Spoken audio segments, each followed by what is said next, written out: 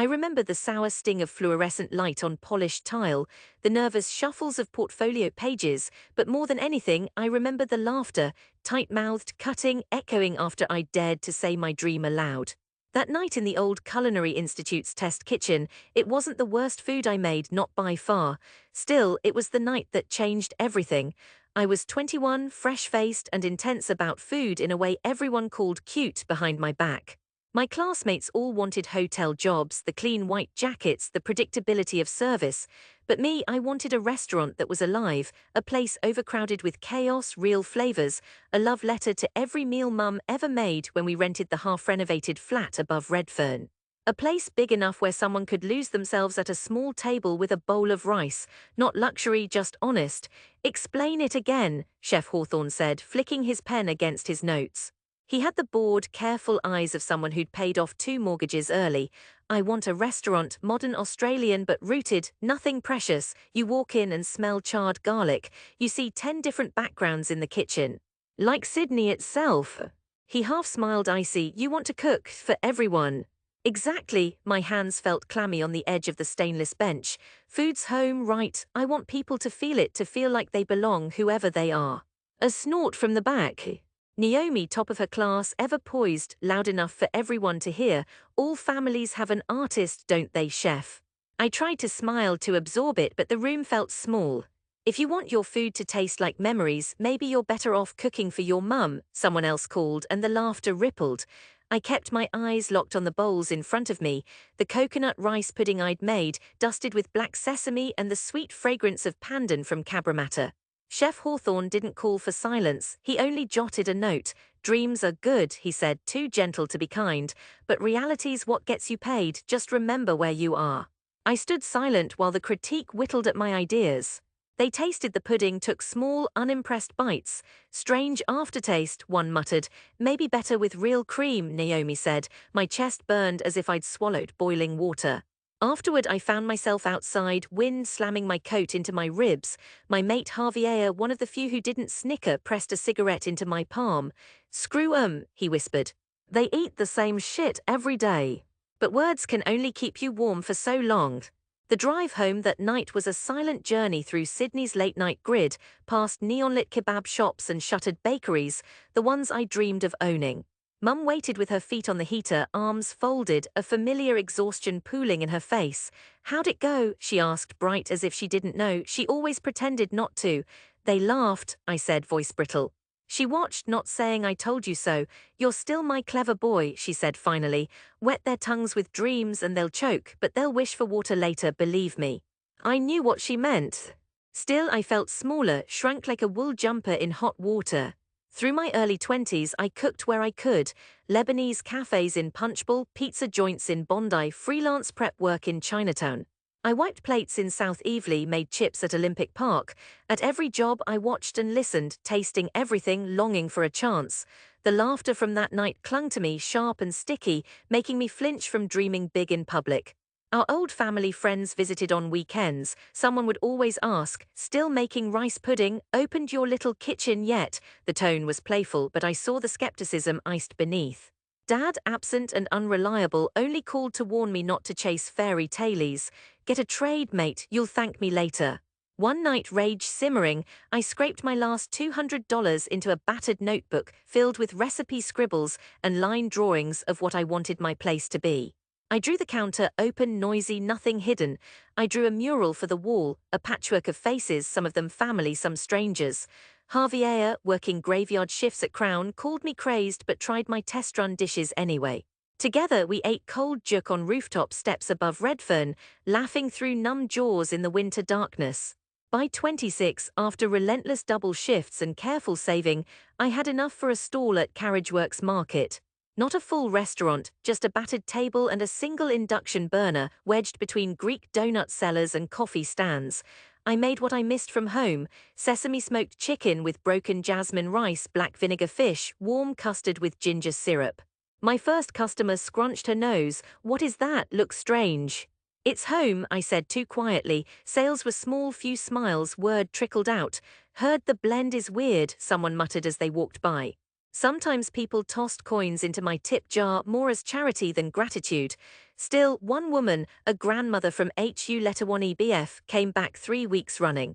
She said feels like old hands cooked this, and her words tasted better than the income. 3 years, 2 moves, 100 nights spent sleeping on Javier's couch, waking up to noisy pipes and cold feet. By now, the stall had become a food truck, painted the dull green of late summer grass with battered wheels and steam streaking the windows. We parked wherever council let us, sometimes ducking rangers, sometimes bribing with food.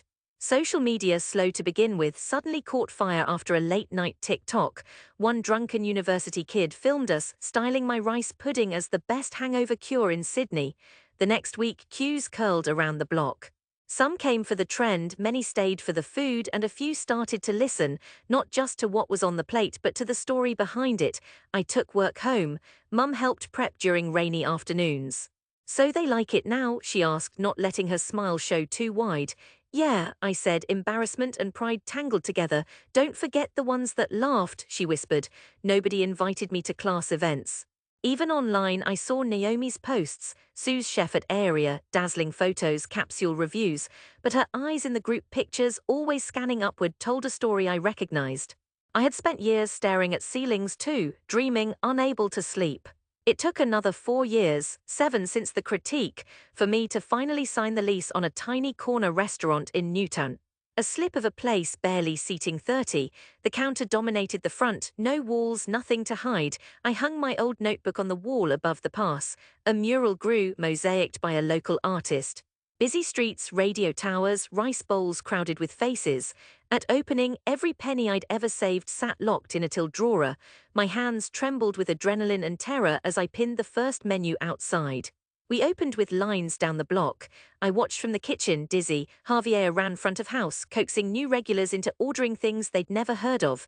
We served bowls of beef and star anise, whole fried whiting, tempura leaves, honeyed taro. Some plates were too bold for old schoolers, but most people finished every grain. Word spread.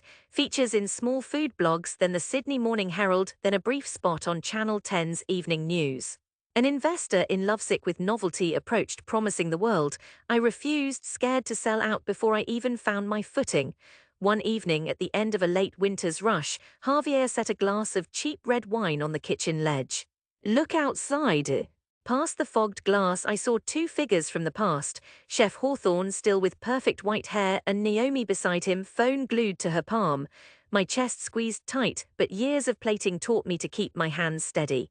They waited, scanned the menu, and pointed. Javier brought over the rice pudding. I could see Hawthorne's lips purse, expectation of disappointment.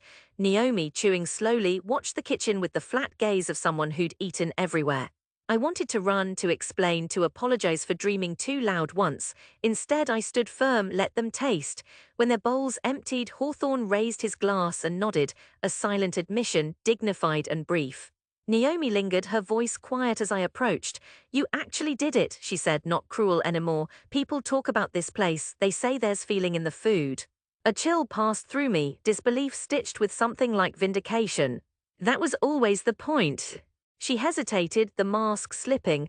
"I should have been kinder, you were braver than the rest of us." For the first time, I believed maybe I was. A week after, old classmates began trailing in, one by one, like moths drawn to a new light. Their mouths full, their objections gone. Even old neighborhood skeptics, the ones who'd laughed with my aunts at weddings, came with their families, eyes wide at the lines that never seemed to slow. Then came the moment, the one that made every hollow ache, every sleepless night worth it. It was a warm spring Friday, sticky with traffic and flickering with city noise. My mother came in not dressed up, just in her sensible shoes and well-worn coat. She brought my cousin Daniel, who'd once told me to quit playing the chef and get a real life. They sat quietly in the corner. About 10 minutes into service, a ripple of recognition spread as 4 of our former neighbors walked in. Wordless, they took the last table, glancing around as if seeking flaws. I sent out tasting plates, my signature rice pudding, now decadent with coconut ice and a brittle disc of black sesame caramel. The table fell into silence, the kind where every forkful says more than words. The eldest, Mrs. Azar, finally spoke, her voice wavering. "I remember you, little Malik. You used to help your mother stir the pot when you were just up to the sink. Now look, you have all these people, they come just to eat what you make." Daniel, eyes fixed on the bowl, managed, "I didn't think you had it in you, this is." Different. My mother caught my eye, the secret pride between us swelling. It wasn't about proving anyone wrong, not really. It was about bringing them home, one taste at a time. When the shift ended, the room was a patchwork of families, young couples, old friends, all arguing over spoons and scraped bowls. I stepped outside for air and found, to my surprise, Chef Hawthorne there, lingering beside the wall, staring at the mural. He nodded. "You built it," he said. There was no condescension, just something like respect. I answered quietly, "Thank you for the push, even if you didn't mean to give it." He studied me with tired, honest eyes. "Not many do what you did." "Maybe I stopped dreaming a long time ago," he smiled, small but real. "You gave the city another home." The next morning our bookings doubled, journalists called, Instagram overflowed. Once I would have felt only triumph, but now there was something softer beneath. The knowledge that I had survived the laughter, endured the hunger, and finally made a place in the city that once felt too polished, too distant. It wasn't just about success, it was about making a space big enough for everyone's memories, those who believed and those who doubted. I called my mother. "I'm taking Sunday off, let's make dumplings. I want you to teach me the old way again." She agreed, voice thick with feeling. After all the years of struggle and ridicule, I came home not as the dreamer mocked in a fluorescent-lit studio, but as the chef who'd turned a ridiculous yearning into warmth, into flavor, into belonging. The city outside thrummed with possibility, the kitchen waited with its stubborn heat, and memory tasted sweet at last.